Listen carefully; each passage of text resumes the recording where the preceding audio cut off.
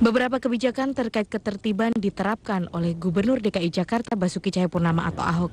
Setahun silam, Ahok menertibkan kawasan permukiman luar Batang, Penjaringan Jakarta Utara atau yang biasa dikenal dengan Kampung Akuarium.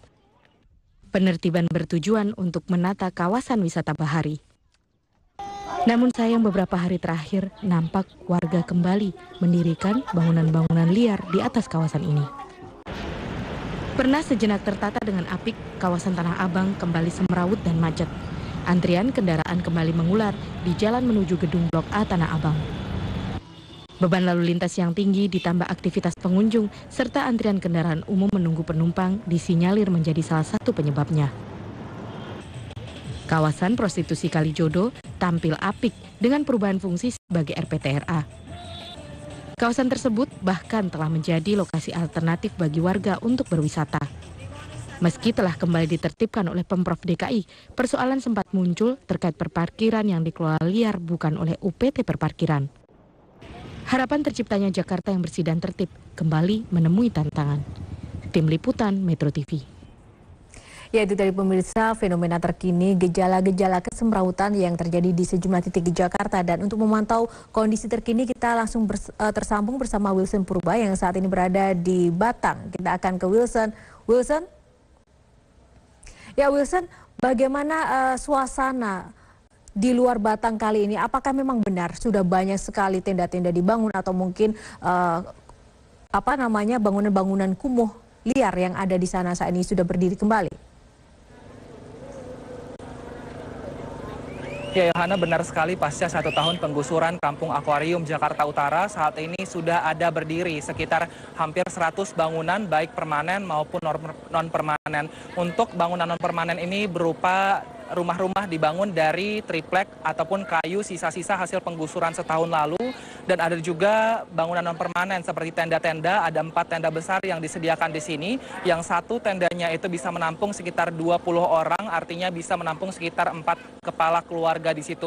Sementara selain itu juga warga yang tinggal di Kampung Akuarium ini ada yang kemudian memulai kembali membangun rumah tetap, yaitu membangun rumah permanen maksud kami, yaitu dengan menggunakan batako ataupun batu bata seperti itu yang sudah dibangun sejak beberapa saat lalu, dan juga bahkan di sini sudah disediakan semen dan juga pasir untuk membangun rumah lagi di kawasan ini. Nah, ada sekitar 500-an warga yang masih bertahan di sini meskipun sudah digusur setahun lalu, karena alasan mereka bertahan di sini adalah mereka di sini menjadi tempat mata pencaharian mereka dan juga sudah tinggal di sini sejak lama. Bahkan tadi kami mewawancarai salah satu warga ada yang sudah tinggal di Kampung Akuarium ini sejak tahun 1987, artinya sudah sekitar hampir 40 tahun dia tinggal di sini dan bertahan di sini. Nah, mereka juga merasa tidak takut ketika nanti pada saat sisa 6 bulan ini Basuki Cahayapurnama masih memimpin akan menggusur mereka kembali, karena mereka mengatakan sebelumnya sudah pernah digusur dan kami tidak takut.